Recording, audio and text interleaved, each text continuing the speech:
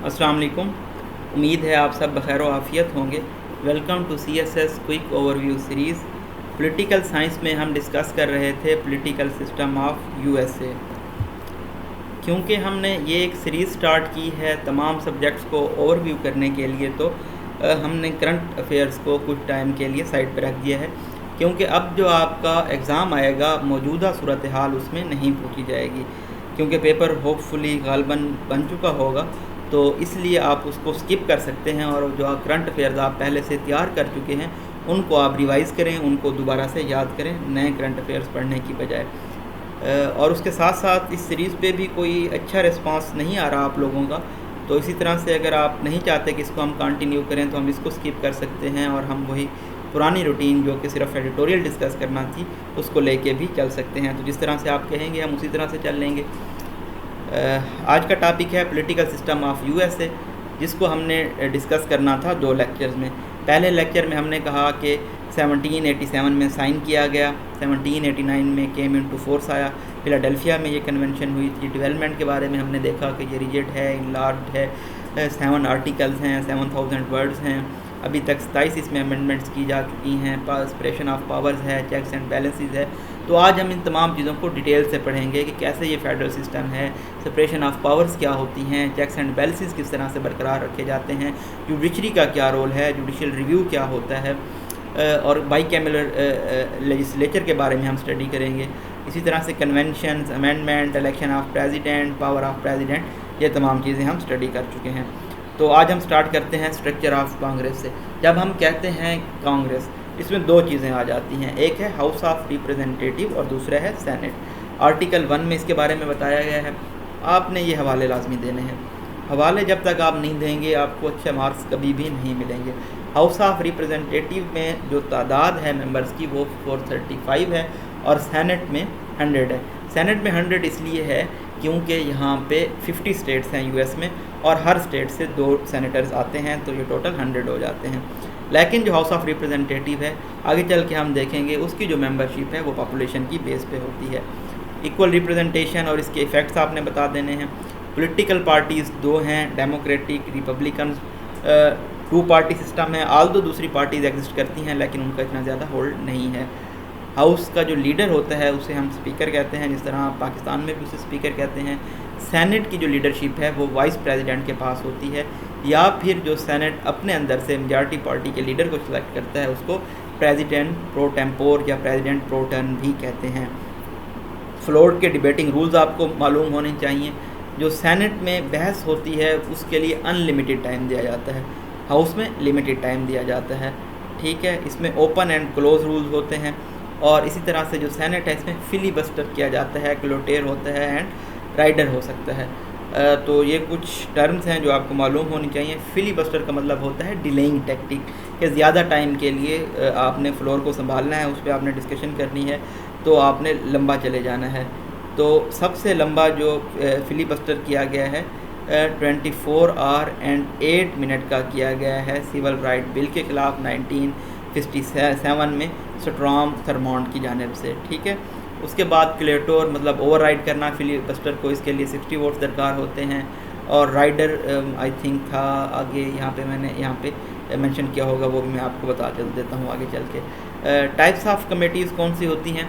Standing committee होती है, joint, select, conference committee होती है, मतलब मुख्तलिफ़ किस्म की कमेटीज़ होती हैं जो कि बिल जो पहले आगे हम देखेंगे इंट्रोडक्शन ऑफ बिल के बारे में, बिल पहले कमेटी के पास जाता है और उसके बाद वो कांग्रेस में आता है। Permanent legislative reconcile difference between 2 bills specific issues, यानी कि स्टैंडिंग जो कमेटी है ये परमानेंट लेजिस्लेटिव पे काम करती है। जॉइंट कमेटी जो है ये रिकॉन्साइल करती है 2 बिल्स को जिनके अगर दरमियान कोई डिफरेंस हो। इसी तरह से जो सेलेक्ट और कॉन्फ्रेंस कमेटी होती है ये स्पेसिफिक इश्यूज़ को डिस्कस करती है। कमेटी की पावर्स किस चीज़ के ऊपर होती हैं? बिल्स के ऊपर होती हैं, ठीक है। पावर्स अगर हम कांग्रेस की देखें तो इनके पास इन्यूमरेटेड पावर्स या एक्सप्रेस पावर्स जिन्हें आप कह सकते हैं, जिसमें वार डिक्लेयर करने की, टैक्स लगाने की पावर आ जाती है। इसी तरह से इम्प्लाइड पावर्स जो होती हैं वो आर्टिकल 1 सेक्शन 8 के तहत इनको ग्रांट होती हैं कॉन्स्टिट्यूशन से, और इनमें लिमिट्स हैं कुछ इन पावर्स के ऊपर। वो क्या हैं? अटेंडेंस की लिमिट्स हैं, यानी कि पनिश नहीं कर सकते outside court, ex facto laws दोबारा से इम्प्लीमेंट नहीं कर सकते। और सस्पेंड नहीं कर सकते। हैबियास कॉर्पस को वो क्या होता है, charge person arrested for the crime. Powers in bicameralism, unique powers of house क्या हैं जी, टैक्स लगा सकते हैं, इम्पीच कर सकते हैं। सेनेट के पास क्या पावर्स होती हैं, प्रेसिडेंट को ये अप्रूवल देते हैं, इम्पीच कर सकते हैं और जो ट्रीटीज़ होती हैं उनको रेटिफाई करते हैं। सेनेट ने इसी तरह से एक्विट किया था जॉनसन एंड क्लिंटन को, उनकी ट्रीटी जो थी उनको एक्विट किया था। फंक्शन ऑफ कांग्रेस अगर हम देखें, इनके काम क्या होते हैं, इनका एक काम है लॉ मेकिंग, लॉग रोलिंग होता है members agree to vote for one another, representation of people, trustee, sociological agency, trustee delegate होते हैं जी आम लोगों के। लेकिन आमतौर पे ये देखा गया है जो कांग्रेसमैन है वो लॉयर होता है, वाइट मैन होता है, रिच मैन होता है। अब अगर हम बात करें हाउस ऑफ रिप्रेजेंटेटिव की, तो इनका काम है अगेन लेजिस्लेशन, ऑर्डिनरी बिल्स के ऊपर, ख़ास तौर पे जो मनी बिल्स हैं वो ओरिजिनेट होते हैं हाउस ऑफ रिप्रेजेंटेटिव में। कंपोजिशन का आपने बताना है, 435 मेंबर्स होते हैं, क्वालिफिकेशन इनकी 825 होनी चाहिए। ऑर्गेनाइजेशन का बताना है, ड्यूरेशन 2 साल होता है, और सेनेटर्स आपको पता होना चाहिए कितने अरसे के लिए सिलेक्ट होते हैं, 6 साल के लिए, लेकिन ये जो इनकी 1/3 अक्सरियत है वो हर 2 साल बाद सिलेक्ट होती है। Financial, executive, judicial, electoral, amending, weakness इसकी क्या है, टेनोर कम है, 2 साल है। मेंबरशिप लिमिटेड बहुत ज़्यादा है, 435 लोग हैं, तो इनको डिबेट करने का वक्त बहुत कम मिलता है, इसलिए इनके ऊपर कुछ रिस्ट्रिक्शंस हैं वक्त की, जो कि इनको 5 मिनट दिए जाते हैं। सेनेट की कंपोजिशन 100 मेंबर्स होते हैं, क्वालिफिकेशन इसके लिए 835 होनी चाहिए, टीनियर इनका 6 ईयर्स होता है। इलेक्शन इनकी 1/3 के हर 2 साल बाद होते हैं। प्रेजाइडिंग ऑफिस पावर इनकी अगेन लेजिस्लेटिव, एग्जीक्यूटिव, जुडिशल तमाम पावर्स हैं। सुप्रीमेसी है सेनेट की क्योंकि ये रिप्रेजेंटेटिव है। डायरेक्ट इनका इलेक्शन होता है, लिमिटेड मेंबरशिप है, डिबेट के लिए ज़्यादा वक्त मिलता है, टेन्योर इनका लॉन्ग है। सुपीरियर और सीनियर मेंबर्स होते हैं इसमें, ठीक है, इसमें क्योंकि जो एज लिमिट है वो 35 है। गार्डियन हैं, स्टेट राइट्स के स्पेशल प्रिविलेजेस हैं, और इनकी जो मेंबरशिप है उसकी कंटिन्यूटी है। इसी तरह से आपने हवाला देना है FJ हैस्किन का सेनेट कॉन्सेंट के हवाले से, जब आप कहेंगे कि प्रेसिडेंट को कॉन्सेंट चाहिए होती है सेनेट की। इसी तरह से प्रोफेसर लिंडसे रॉजर्स का कहना है कि सेनेट मून है अमंग ऑल। सेनेट कुछ रिजेक्शंस भी लगाता है। चेयरमैन NSC की अपॉइंटमेंट जो कि ट्रूमान प्रेसिडेंट ने की थी, उस पर इन्होंने रिजेक्शन लगाई थी, और इसी तरह से जो सेक्रेटरी कॉमर्स अपॉइंट किया गया था प्रेसिडेंट एशनहावर की जानिब से, उस पर भी सेनेट ने रिजेक्शन लगाई थी। जो रेड में हैं ये हवाले हैं, रेफरेंसेस हैं जो आपने लाजमी देने होते हैं। सेपरेशन ऑफ पावर्स, ये सेंट्रल आइडिया था कॉन्स्टिट्यूशन का कि जो लेजिस्लेटिव, एग्जीक्यूटिव, जुडिशरी 3 आर्गन्स हैं किसी भी स्टेट के, इनको अलग अलग होना चाहिए, इनकी पावर सेपरेट होनी चाहिए। लेजिस्लेशन का काम है लॉ मेकिंग, एग्जीक्यूटिव है application of law, and judiciary है एडजुडिकेशन ऑफ द लॉ। मोंटेस्को का ये व्यू था कि जो सेपरेशन ऑफ पावर्स है ये लिबर्टी को इंश्योर करेगा, लॉ इंटरप्रेट किया जा सकेगा, एडमिनिस्ट्रेशन अच्छी होगी और कंसंट्रेशन ऑफ पावर्स नहीं होगी एक हाथ में। तो उन्होंने ये तमाम चीज़ें कही थी अपनी बुक में स्पिरिट ऑफ लॉ 1748 में जो लिखी गई। स्पोर्टर और जो फाउंडिंग फादर्स थे हैमिल्टन, जेफरसन एंड मेडिसन, उन्होंने ये तमाम राय दी थी। यूज़ इन मॉडर्न कॉन्स्टिट्यूशंस, आपने बताना है कि किस तरह से सेपरेशन ऑफ पावर्स है अमेरिका के कॉन्स्टिट्यूशन के अंदर। चेक एंड बैलेंस दिया गया। अच्छा, हैमिल्टन के साथ साथ एक ज्यूरिस्ट थे ब्रिटिश, ब्लैकस्टोन, उन्होंने भी सेपरेशन ऑफ पावर्स का नज़रिया दिया था। ये तमाम चीज़ें आई थी। Declaration of rights after French revolution 1789 के बाद। क्रिटिसिज्म थोड़ा सा भी आपने करना है कि जो कंप्लीट सेपरेशन है वो पॉसिबल नहीं है, डिज़ायरेबल भी नहीं है, अनहिस्टोरिकल है, इसकी मिसाल नहीं मिलती, इम्प्रैक्टिसेबल है। लेकिन अब हमने देखा कि ये प्रैक्टिस हो रही है। 3 ऑर्गन्स आर नॉट इक्वल, वाकई ये तीनों इक्वल नहीं है। लेजिस्लेटिव जो है वो प्राइमरी ऑर्गन है, एग्जीक्यूटिव जो है वो पावरफुल ऑर्गन है, और जुडिशरी जो है वो इनको ओवरलुक करता है। इसी तरह से इनएफिशिएंसी होती है, डेडलॉक, स्टेलमेट, स्टैंड स्टिल्स होते हैं, तो इन तमाम के सेपरेट फंक्शंस होते हैं।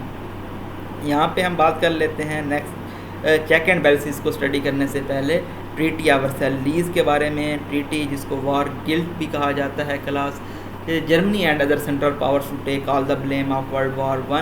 This meant a loss of territories, reduction in military forces, and reparation payments to the allied powers. Check and balances का कंसेप्ट क्या है, इसके मुख्तलिफ फीचर्स हैं।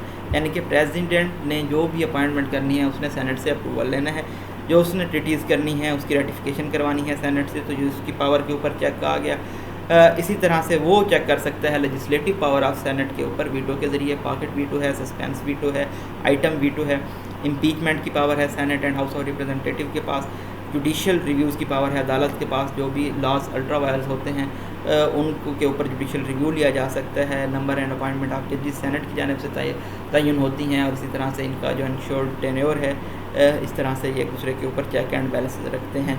क्रिटिसिज्म क्या है? डिपार्टमेंट के अंदर कन्फ्लिक्ट आ सकता है, डेडलॉक्स आ सकते हैं, इनेप्टनेस, इनएफिशिएंसी आ सकती है। ये एक स्लगिश प्रोसेस है। जिस तरह से ट्रीटी ऑफ वर्सैलीज़ जो कि विल्सन ने तो रेटिफाई की थी, लेकिन सेनेट ने उसको रेटिफाई नहीं किया था 1920 में। लॉ मेकिंग किस तरह से होती है अमेरिका के अंदर? पहले सबसे पहले बिल इंट्रोड्यूस कराया जाता है। जब कोई मेंबर बिल इंट्रोड्यूस कराता है उस मेंबर को स्पॉन्सर या को स्पॉन्सर कहते हैं। फिर वो बिल सब कमेटी के पास जाता है। बिल सबमिट करने का भी एक तरीका होता है। जो हाउस ऑफ रिप्रेजेंटेटिव है उसे बिन में डाल दिया जाता है, सेनेट में क्लर्क डेस्क के ऊपर जमा करवाया जाता है। इसी तरह से कमेटी के पास जाता है, कमेटी इसके ऊपर रिपोर्ट देती है जो कि लेजिस्लेटिव हिस्ट्री, इंटेंट और इम्पैक्ट को मद्देनज़र रखती है। हाउस का एक प्रोसीजर होता है जिसमें पॉइजन बिल भी किया जा सकता है, यानी कि कोई अनडिज़ायरेबल अमेंडमेंट रिकमेंड कर दी जाती है जो कि इस बिल को सारे को ख़राब कर देता है, और ये बिल अमूमन ब्लू पेपर पे दिया जाता है।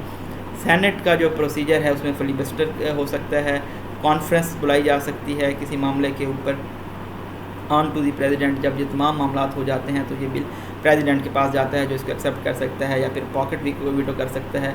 अगर 10 डेज़ क्लॉक में एडजर्न हो जाए सेनेट का सेशन तो ये बिल डाई हो जाता है, ख़त्म हो जाता है। अगर ऐसा ना हो, एडजर्न ना हो, तो प्रेसिडेंट के साइन के बिना ही ये बिल कानून बन जाता है। आर्किविस्ट स्लिप लॉ एंड यहाँ पे कुछ मुझे भी अब याद नहीं है, ये समझ में मुझे नहीं आ रहा। आर्किविस्ट का क्या काम होता है? ये असाइन करता है नंबर और फिर स्लिप लॉ यानी कि पब्लिश हो जाता है ये पम्फलेट की सूरत में। क्रिटिसिज्म अगेन वही है, स्लो एंड स्लगिश प्रोसेस है, रिजेक्ट है, रिपील्ड जो क्लास है तो सबसे फजूल काम है यूएस कॉन्स्टिट्यूशन का कि जो रिपील्ड क्लास होती है वो आइन के अंदर ही रहती है और जो अमेंडमेंट होती है वो एंड पे लिखी जाती है। जब रिपील्ड क्लास अंदर मौजूद होगी तो इसको समझना बहुत ज़्यादा मुश्किल हो जाता है। स्टेट डोमिनेशन के बारे में भी आपने थोड़ा सा बता देना है।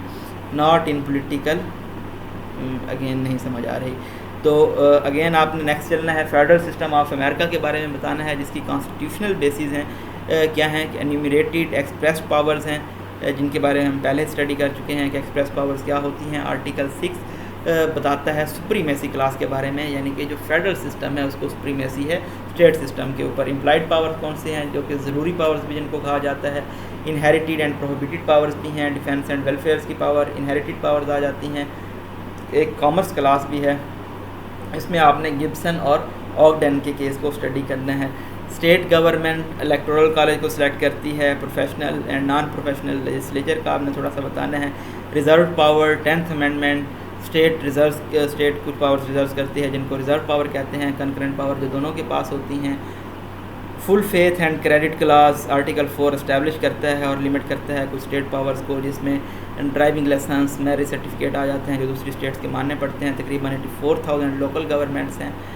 टाइप्स जिनकी होम रूल भी हो सकता है, स्पेशल डिस्ट्रिक्ट रूल भी हो सकता है। सिंगल इशू के लिए ये स्पेशल डिस्ट्रिक्ट लोकल गवर्नमेंट्स बनती हैं। एडवांटेज आपने बता देने हैं क्या हैं जी फेडरल सिस्टम के। स्टेट लॉयल्टीज़ होती हैं, प्रैग्मेटिज्म होता है, लेबॉर्टी है डेमोक्रेसी के एक्सपेरिमेंट करने के लिए, स्टेबिलिटी थोड़ी सी ज़्यादा आती है, प्लूरलिज्म आता है, प्रिवेंट करती है टायरनी को, डेस्पोटिज्म को। इसी तरह से इसके डिसएडवांटेजेस क्या होंगे? नेशनल पॉलिसी को प्रिवेंट करती है। तकरीबन 51 पॉलिसीज़ हैं अमेरिका के अंदर। अकाउंटेबिलिटी नहीं की जा सकती और इसी तरह से सिटीजन्स की इग्नोरेंस भी बहुत ज़्यादा हो जाती है। छोटे इलेक्शन जो होते हैं स्टेट के, लोकल, वो इसके ऊपर इतना ध्यान नहीं देते।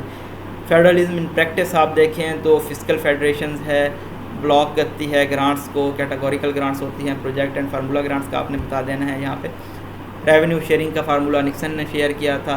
प्रेशर होता है स्टेट्स के ऊपर। मैंडेट्स का आपने बताना है कि मैंडेट्स क्या होते हैं। Order states to follow certain laws, यानी कि एनवायरमेंटल एंड हाउसिंग लॉज जो कि फेडरल ऑर्डर करती है स्टेट्स को, वो मानने पड़ते हैं, उनको हम मैंडेट्स कहते हैं। प्रीएम्पशन होता है national laws supremacy over the state laws, और इसी तरह से हॉरिजेंटल फेडरलिज्म चलती है, स्टेट के साथ ताल्लुक़ चलते हैं। सिलेक्शन होती है, रोल वोटिंग होती है, मेजॉरिटी लीडर जो होता है वो स्पीकर बन जाता है। ड्यूटीज़ वही सेम है पाकिस्तान के स्पीकर वाली।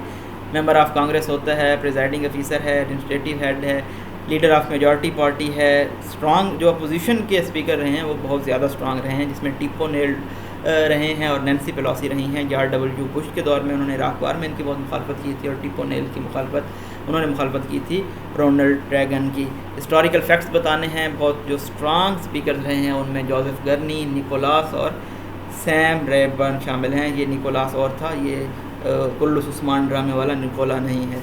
यूएस सुप्रीम कोर्ट का आपने बता देना है, कंपोजिशन उसकी क्या है। चीफ़ होता है, 8 जजेस होते हैं, टोटल 9 हो जाएंगे। अपॉइंटमेंट्स इनकी सेनेट की जानिब से होती हैं और इसको जो है प्रेसिडेंट को फाइनल रेटिफिकेशन देता है और उसके टेनोर इनका 70 ईयर्स तक होता है, रिटायरमेंट एज 70 है। जुरिस्डिक्शन इनकी ओरिजिनल है, यानी कि स्टेट वर्सेस फेडरेशन है, एपलेट है। एडवाइजरी ओपिनियन नहीं देते ये, डिक्लेयर किसी लॉ को अनकॉन्स्टिट्यूशनल डिक्लेयर कर सकते हैं। इंपॉर्टेंस इसकी क्या है, ये गार्डियन है कॉन्स्टिट्यूशन की ग्रोथ में, जिन्होंने मदद की है। बहुत ज़्यादा पॉलिसी मेकर्स हैं, एडजस्टमेंट्स की जाती हैं, सिविल लिबर्टीज़ इन्होंने बहुत ज़्यादा दी हैं। उससे पहले ये प्रॉपर्टी राइट्स के ऊपर बहुत ज़्यादा जोर देते थे। जुडिशल रिव्यू का जो है वो कॉन्स्टिट्यूशन में नहीं हवाला दिया गया, लेकिन इसका ओरिजिन मैरबरी एंड मेडिसन केस में हुआ 1803 में, जब चीफ जस्टिस जॉन मार्शल ने अपॉइंट किया मैरबरी को। ठीक है, मैरबरी चीफ थे, उनको कमीशन दिया गया जो कि प्रेसिडेंट एडम की जानिब से दिया गया था, और जो नेक्स्ट प्रेसिडेंट आए थे उनके सेक्रेटरी मेडिसन ने उसको रिवर्स कर दिया था, लेकिन अदालत ने उनको दोबारा कमीशन दे दिया। जुडिशल रिव्यू होता क्या है, power to review and validate the laws.